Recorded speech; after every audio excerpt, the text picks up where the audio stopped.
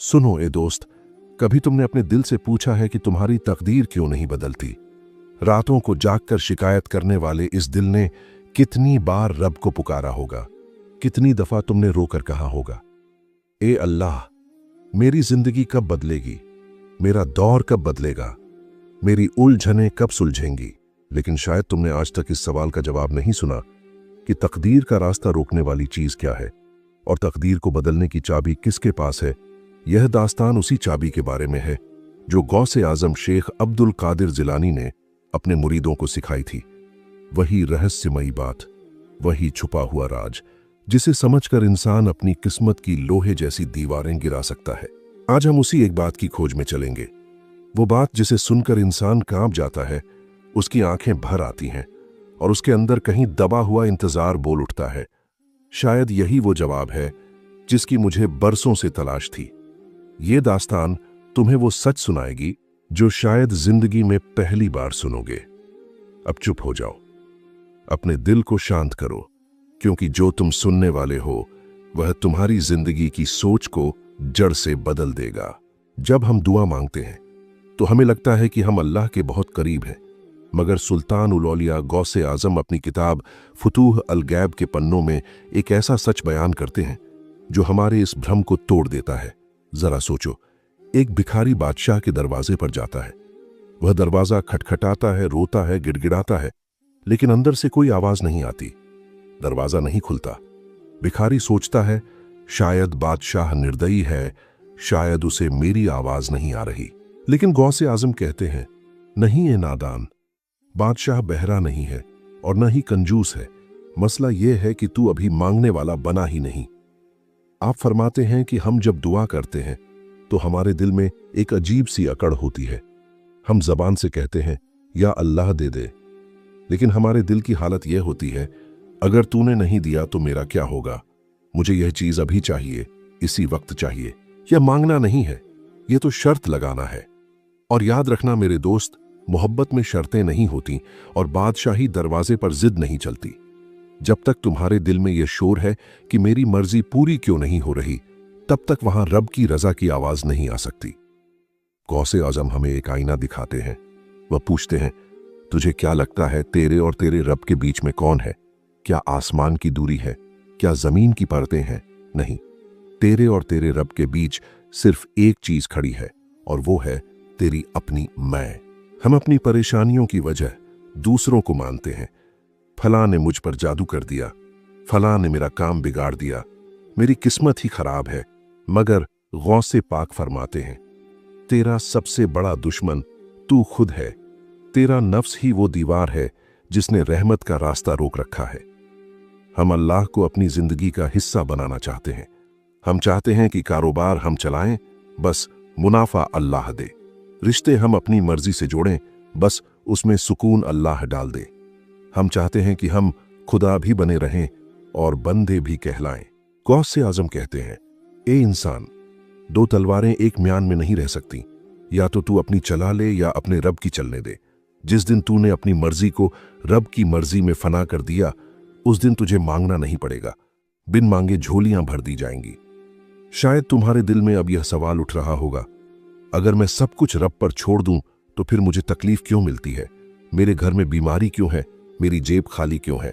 इस पर गौसे आजम एक ऐसी मिसाल देते हैं जो कलेजे को ठंडक पहुंचाती है। आप फरमाते हैं, अल्लाह अपने प्यारे बंदे के साथ वैसा ही सुलूक करता है जैसा एक शफीक दयालु हकीम अपने मरीज के साथ करता है। हकीम देखता है कि मरीज के शरीर में जहर फैल रहा है। मरीज रोता है कि मुझे मिठाई खानी है, मुझे ठंडा पानी पीना है, लेकिन हकीम उसके हाथ पांव बांध देता है, फिर उसके कड़वी दवा हलक में उतारता है, उसका मनपसंद खाना बंद कर देता है। मरीज चिल्लाता है, यह हकीम मेरा दुश्मन है। मगर क्या हकीम दुश्मन है? नहीं, हकीम जानता है कि अगर आज इसकी बात मान ली तो यह मर जाएगा।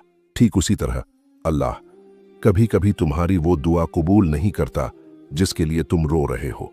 वह तुमसे वो खिलौना छीन लेता है जिससे तुम खेल रहे हो, क्योंकि वह जानता है कि वो दौलत तुम्हें फिरौन बना देगी।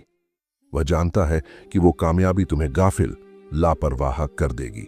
वह तुम्हें महरूम नहीं कर रहा, वह तुम्हें महफूज सेफ कर रहा है। लेकिन अफसोस, हमारी नजर हकीम की हिकमत पर नहीं, सिर्फ कड़वी दवा पर होती है। तो फिर अब रास्ता क्या है? कैसे तोड़े इस मैं की दीवार को? कैसे बने वो इंसान जिसकी दुआ अर्श को हिला दे? गौसे आजम इसका एक ही इलाज बताते हैं, एक ऐसा इलाज जिसे सुनकर रूह कांप जाती है।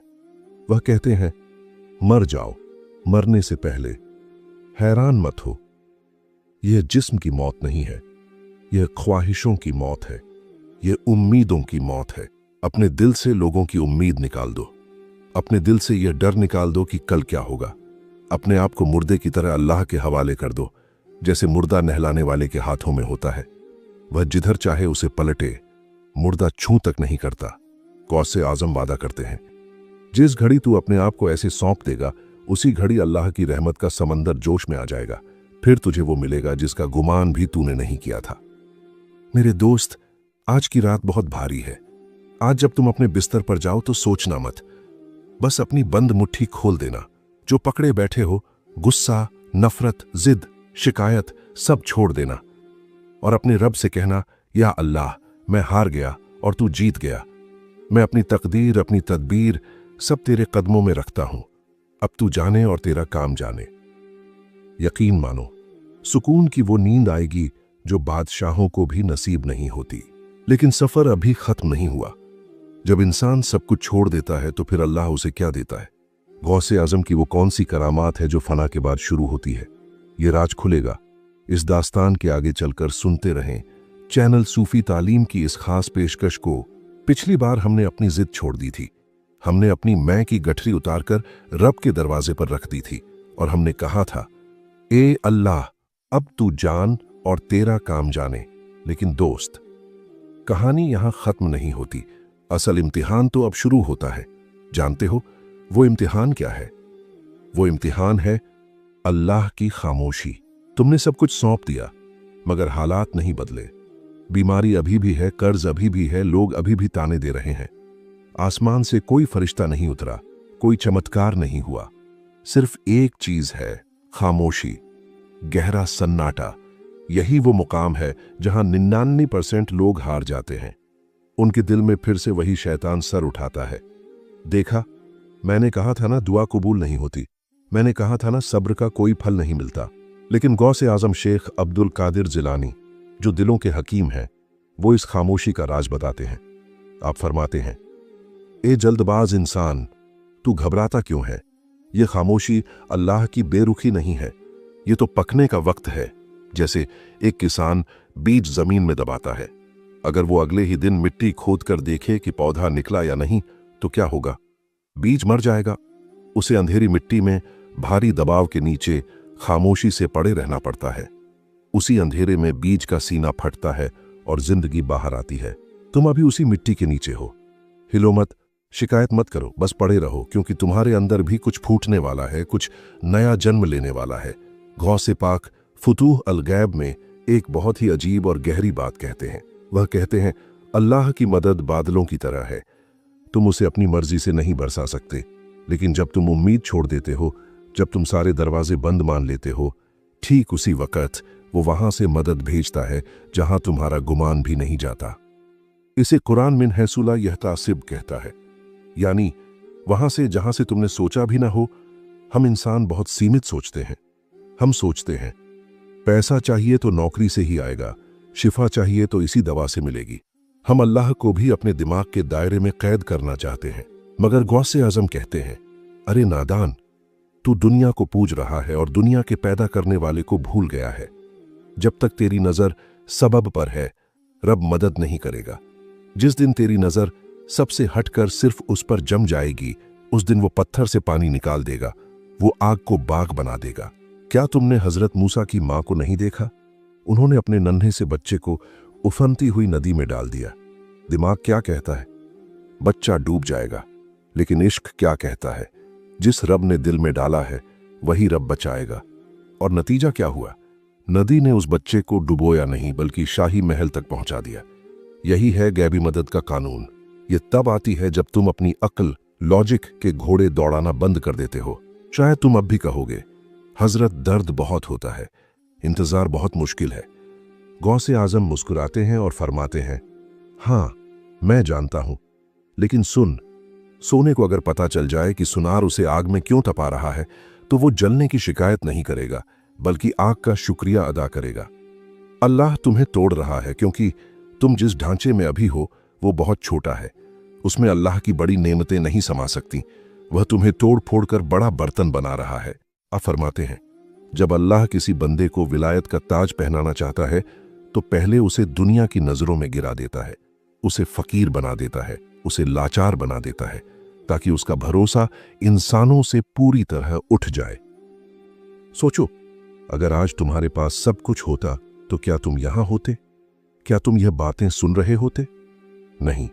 तुम्हारी यह टूटन, तुम्हारी यह बर्बादी ही तुम्हारी सबसे बड़ी कामयाबी है, क्योंकि इसी बर्बादी ने तुम्हें अल्लाह के दरवाजे पर ला खड़ा किया है। तो फिर इस दर्द से भागो मत, इसे गले लगा लो। गौसे आजम एक बहुत बारीक नुक्ता पॉइंट समझाते हैं जो अक्सर हम मिस कर जाते हैं। वो है सब्र की आखिरी हद। अक्सर ऐसा होता है कि मदद आने ही वाली होती है, दरवाजा खुलने ही वाला होता है कि इंसान आखिरी पल में हार मान लेता है। वह कहता है, बस बहुत हो गया, अब और बर्दाश्त नहीं होता। और ठीक उसी पल वह बाजी हार जाता है। गौसे पाक फरमाते हैं, याद रख, रात सबसे ज्यादा अंधेरी ठीक सूरज निकलने से पहले होती है। जब तुम्हें लगे कि दम घुट रहा है, जब लगे कि अब मैं मर जाऊंगा, तो समझ लेना कि सुबह होने वाली है। उस आखिरी घड़ी में शैतान अपना पूरा जोर लगा देता है। वह तुम्हारे कानों में फुसफुसाता है, छोड़ दे ये सब, कोई नहीं देख रहा। मगर खबरदार, उस वक्त अपने पांव जमा लेना, उस वक्त अपनी पकड़ ढीली मत करना, क्योंकि अल्लाह के खजाने की चाबी उसी आखिरी पल के सब्र में छुपी है। जो उस आखिरी झटके को सह गया वो पार हो गया, और जो वहां घबरा गया वो साहिल पर आकर भी डूब गया। तो अब इस इंतजार के वक्त में तुम्हें क्या करना है? क्या हाथ पर हाथ धर कर बैठ जाएं? नहीं। गौसे आजम दो काम बताते हैं।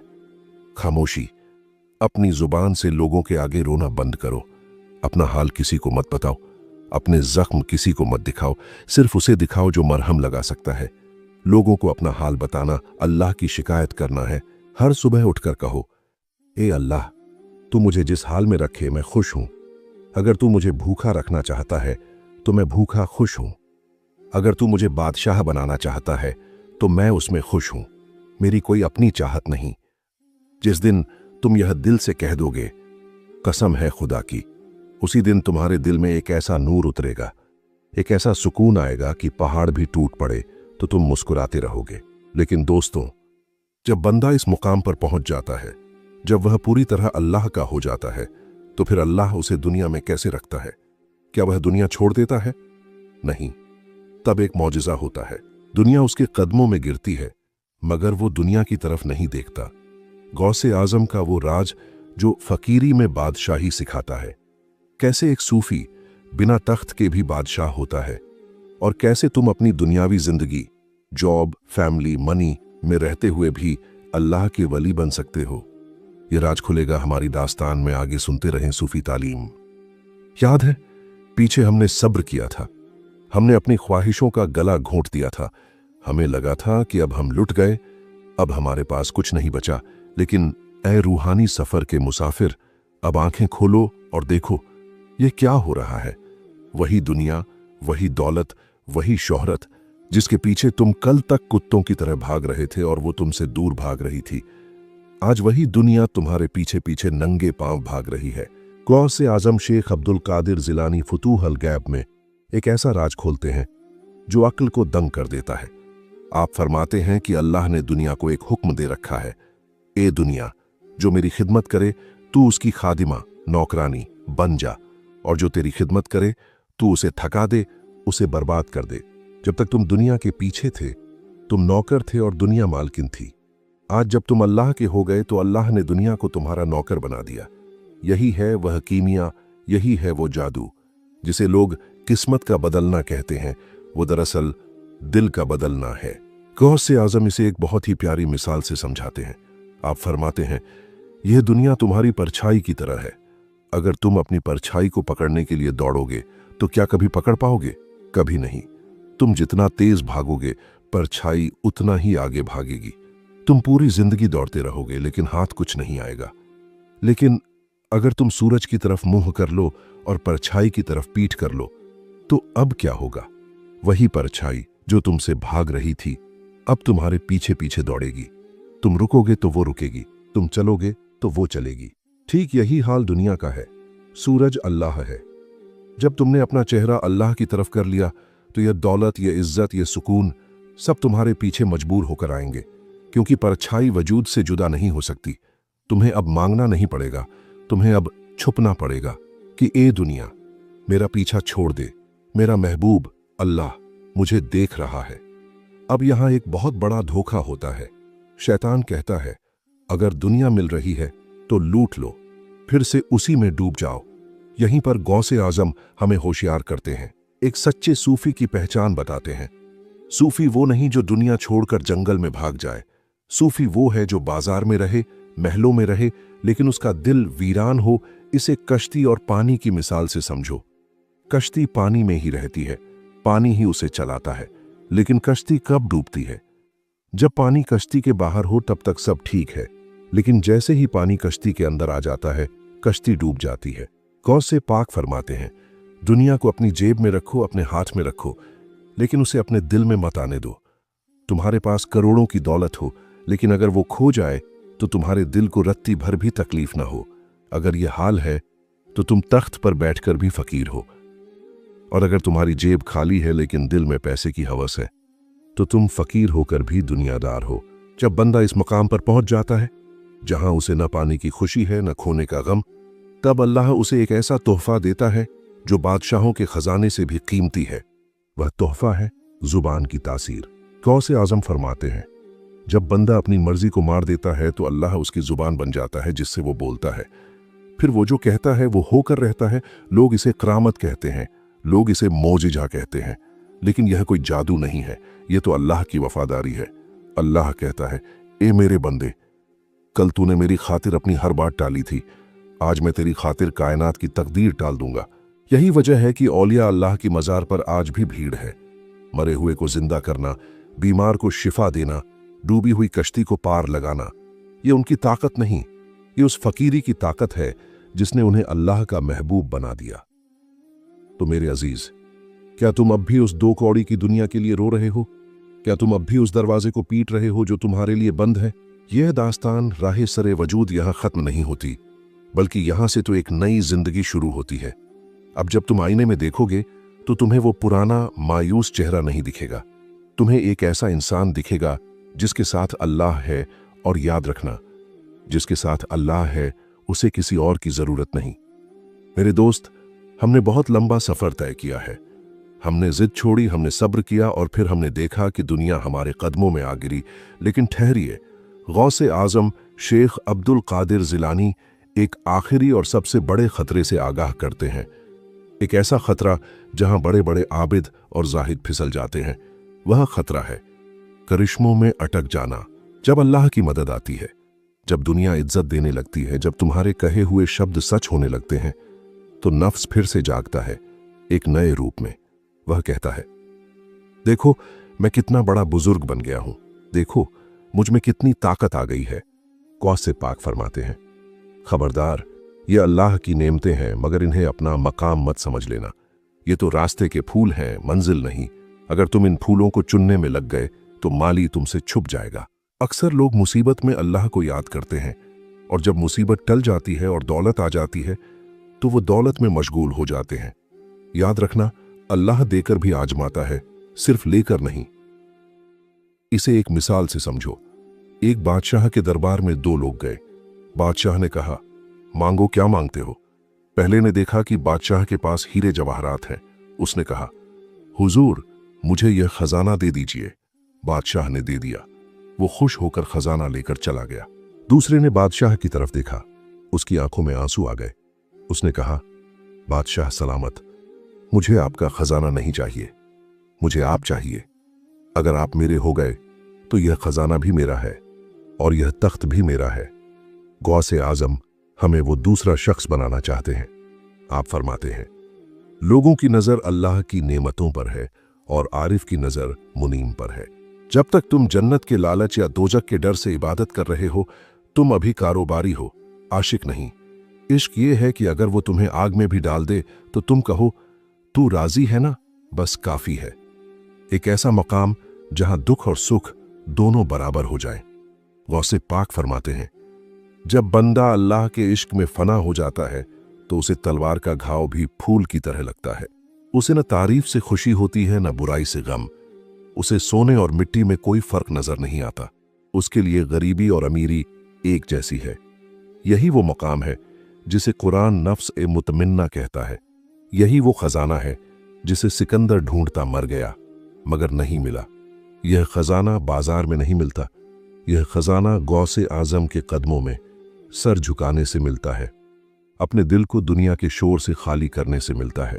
तो ए रूहानी सफर के साथियों, बात शुरू हुई थी एक शिकायत से कि मेरी तकदीर क्यों नहीं बदलती, और खत्म हो रही है इस एहसास पर कि तकदीर बदलनी नहीं है, तकदीर बनाने वाले को राजी करना है।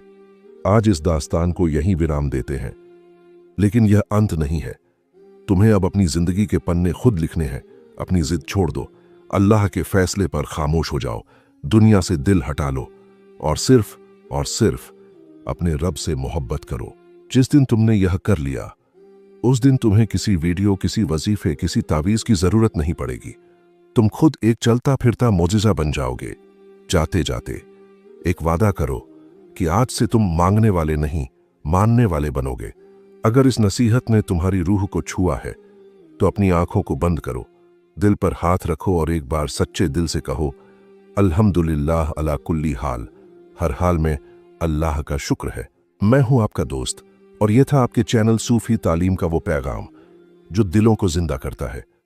अगर आप ऐसी ही रूहानी बातें सुनते हैं तो हमारा दूसरा चैनल सीरत वॉइस भी आपकी राह देख रहा है। आप यूट्यूब पर जाकर इसे सर्च कर सकते हैं। वहां हम अल्लाह वालों की दास्तानें, उनके करामात भरे वाकयात और दिल को नूर से महका देने वाली बातें पेश करते हैं जो इंसान की रूह को जिंदा कर देती है। आप सीरत वॉइस को सब्सक्राइब भी कीजिए, वहां की वीडियो भी सुना कीजिए, और अगर चाहें तो इस रूहानी पैगाम को अपने भाइयों, बहनों, परिवार वालों और सूफी सिलसिलों में भी शेयर कर दीजिए, ताकि यह नूर सिर्फ आपकी नहीं, औरों के दिलों में भी उतर जाए। फिर मिलेंगे एक नई हकीकत के साथ। तब तक के लिए अल्लाह हाफिज।